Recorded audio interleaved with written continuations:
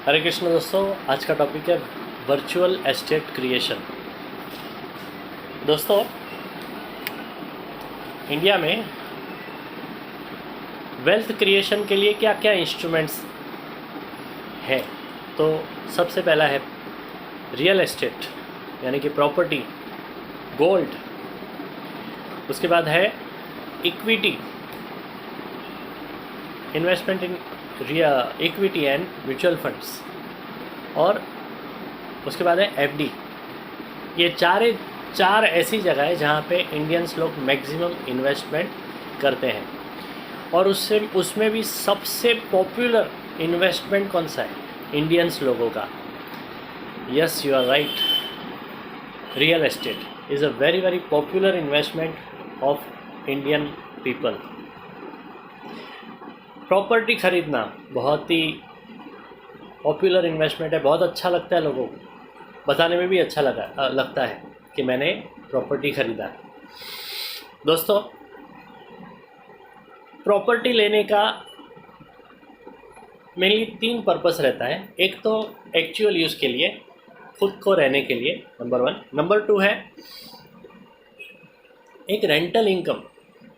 एक प्रॉपर्टी दूसरा प्रॉपर्टी लेते हैं, एक तो खुद के रहने के लिए, दूसरा प्रॉपर्टी लेते हैं रेंटल इनकम के लिए कि एक रेंटल इनकम मेरी चालू हो जाए। और तीसरा प्रॉपर्टी लेते हैं अपने future goals and future needs के लिए। दोस्तों, तो ये क्या क्या गोल्स एंड नीड्स रहते हैं? सबसे पहला बच्चों का शादी। बच्चों का शादी है, प्रॉपर्टी बेच डालेंगे और धूमधाम से शादी करेंगे। दोस्तों, उसके पहले ये बता दूं कि ये सब इन्वेस्टमेंट करने का पर्पस क्या है। जब भी अपना बुढ़ापा आएगा ना, तभी हम एंजॉय करेंगे इसको बेच के, प्रॉपर्टी को। और जब भी हम नहीं रहे तो अपना परिवार ये प्रॉपर्टी बेच के एंजॉय करेगा। पर्पस वही रहता है। अभी प्रॉपर्टी के 3 मेन पर्पस मैंने बताए। एक तो एक्चुअल यूज़ के लिए, दूसरा है रेंटल इनकम के लिए, और तीसरा है फ्यूचर गोल्स एंड नीड्स के लिए। उसमें सबसे पहला है बच्चों का शादी, दूसरा है बच्चों का हायर एजुकेशन, उसके लिए भी बहुत बड़ा खर्चा है, तो प्रॉपर्टी बेच के वो हायर एजुकेशन का खर्चा निकालते हैं। तीसरा जो रीज़न है, तीसरा जो गोल्स है या तो नीड्स है, वो है एक बड़ा घर लेना है, तो उसके लिए भी छोटा घर बेच डालते हैं, बड़ा घर लेते हैं। उसके बाद चौथा है रिटायरमेंट पर्पस के लिए। रिटायरमेंट ले लिया, अभी हम ये प्रॉपर्टी बेच के जो भी पैसा आएगा उससे रिटायरमेंट लाइफ को एंजॉय करेंगे। पांचवा है मेडिकल इमरजेंसीज। कोई मेडिकल इमरजेंसी आ गई तो भी प्रॉपर्टी बेच देंगे, लिक्विडेट करेंगे और उससे अपना जो भी ट्रीटमेंट है वो कराएंगे। और छठा है पर्पस या तो नीड, वो है बिजनेस लॉस। बिजनेस में लॉस हो गया तो उसको कवर करने के लिए भी हम प्रॉपर्टी बेच देंगे और लॉस को कवर करेंगे, क्लियर करेंगे। तो ये प्रॉपर्टी लेने का पर्पस होता है, फ्यूचर नीड्स एंड गोल्स होती है। दोस्तों, एक ज़माने में प्रॉपर्टी बहुत ही लुक्रेटिव इन्वेस्टमेंट माना जाता था। फ्रॉम 1990 से लेके 2010 तक प्रॉपर्टी का जो रिटर्न्स था वो ज़बरदस्त रिटर्न था। दोस्तों, बहुत ही अनाप शनाप रिटर्न मिलता था, मगर आज उतना रिटर्न प्रॉपर्टी नहीं देती है। और बहुत सारे चैलेंजेस आते हैं eight the time of buying also, और उससे भी ज़्यादा eight the time of liquidating. Property बेचनी है तो बहुत सारे इश्यूज़ हैं जिसके बारे में आज मैं चर्चा करूँगा। दोस्तों, तो सबसे पहला है कि प्रॉपर्टी लेते वक्त क्या क्या चैलेंजेस आते हैं, प्रॉपर्टी बाइंग में क्या क्या चैलेंजेस आती है। सबसे पहला चैलेंज ये आता है कि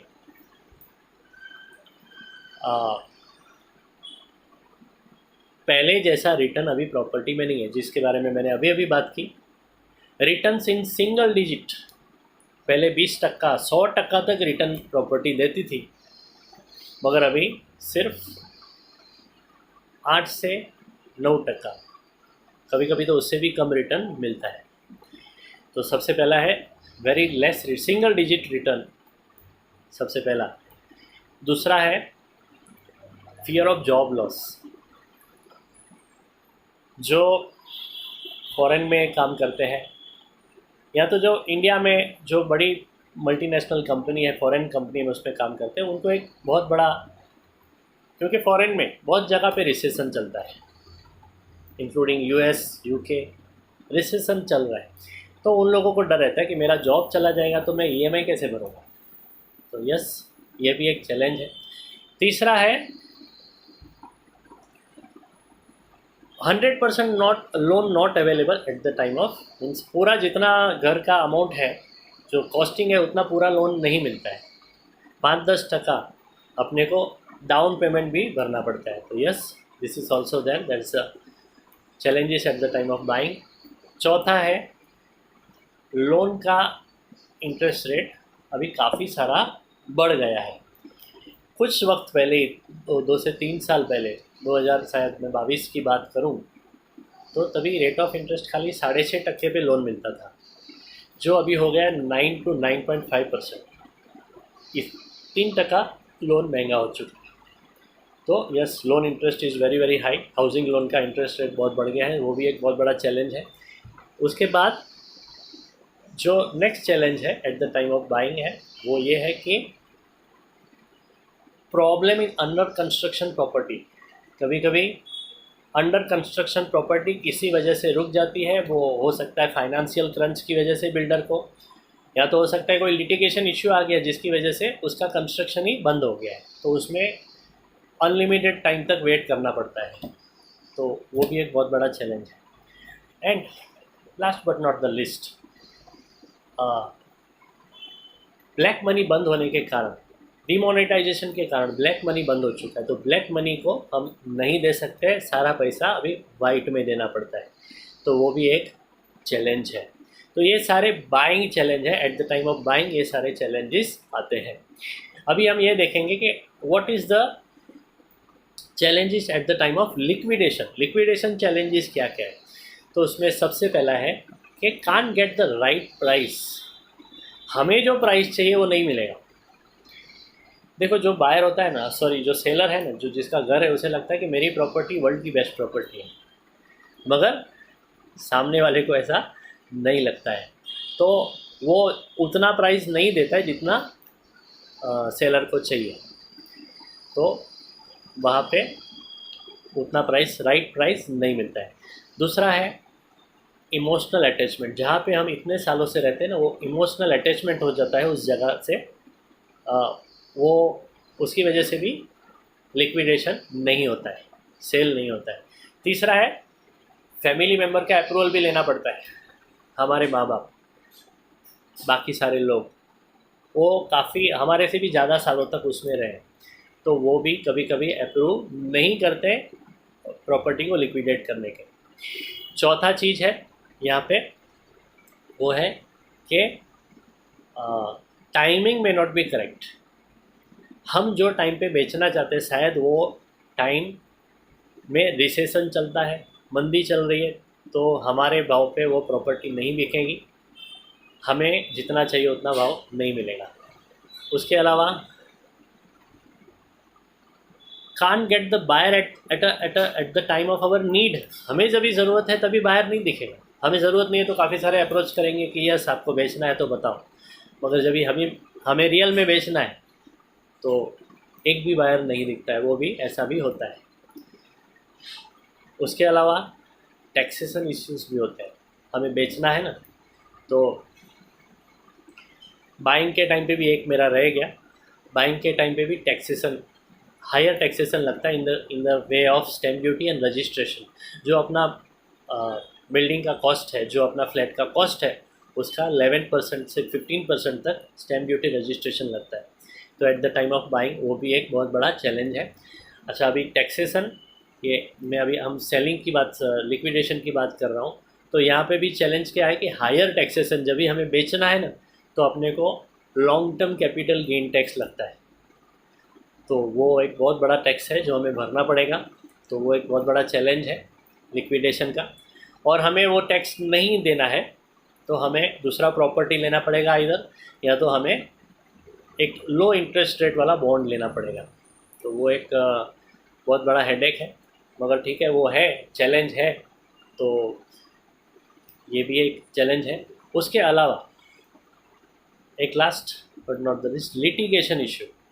कभी कभी फैमिली मेम्बर्स में भी कभी कभी इसकी वजह से एक डिस्प्यूट हो जाता है, बेचना है मगर उनका एनओसी नहीं मिलता है, तो उसकी वजह से भी लिक्विडेशन में बहुत सारा इश्यूज़ आते हैं।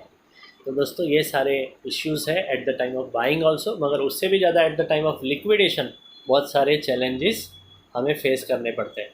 तो दोस्तों आज हमने ये फर्स्ट पार्ट में देखा वर्चुअल एस्टेट क्रिएशन में कि सबसे पहला हमने देखा कि इंडियंस लोग कहाँ पे एक वेल्थ बनाते हैं। तो हमने देखा सबसे पहले रियल एस्टेट, उसके बाद में गोल्ड, उसके बाद इक्विटीज़ में, म्यूचुअल फंड्स में और फिक्स डिपॉजिट्स में, राइट। फिर हमने देखा कि उसमें ज़्यादा करके पॉपुलर क्या है। हाँ, एक रियल एस्टेट समझो लिया है, कोई भी इन्वेस्टमेंट किया है, तो उसका पर्पस क्या है कि हम जिंदा हैं, हमारा बुढ़ापे में हम एंजॉय करेंगे। अगर इन्वेस्टमेंट किया है, जो भी समझो प्रॉपर्टी में इन्वेस्ट किया है, तो हम जिंदा है, हमारे बुढ़ापे में वो प्रॉपर्टी बेच के हम एंजॉय करेंगे। हम मर गए तो हमारा फैमिली वो प्रॉपर्टी को बेच के एंजॉय करेगा। वो पर्पस रहता है कोई भी इन्वेस्टमेंट करने का। अच्छा, अभी ज़्यादा करके जो पॉपुलर इन्वेस्टमेंट है इंडिया का, वो है रियल एस्टेट। तो ज़्यादा करके लोग रियल एस्टेट में इन्वेस्टमेंट करते हैं।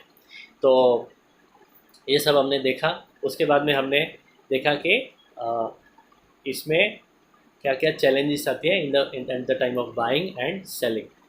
सो कल हम देखेंगे कि रियल एस्टेट और साथ में वर्चुअल एस्टेट, और तीसरा पार्ट में हम देखेंगे कि रियल एस्टेट से वर्चुअल एस्टेट में इन्वेस्टमेंट करना क्यों ज़्यादा फ़ायदेमंद है। दोस्तों तो थैंक यू वेरी मच। आपने ये वीडियो को ज़रूर लाइक, कमेंट एंड शेयर करें, और मेरे YouTube channel Deependra Hirawani life time daily savings and songs को सब्सक्राइब करें। हरे कृष्णा, धन्यवाद।